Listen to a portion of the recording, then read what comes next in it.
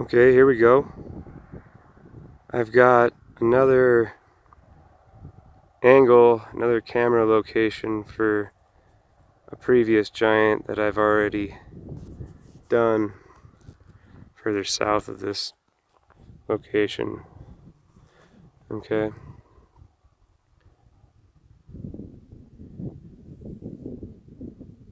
So right there is a giant's shoulders, and then right there, left eye, right eye, there's his nose,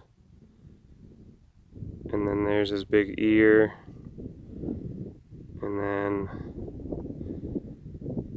you can see part of his chest right there where the snow is. But there he is. Another giant, new giant of old, never before seen here in Montana.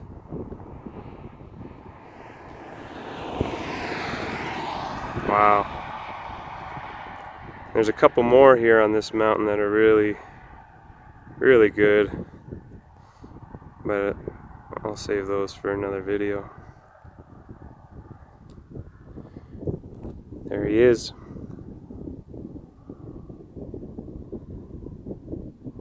An older looking man, giant. He's 3/4 of a mile tall.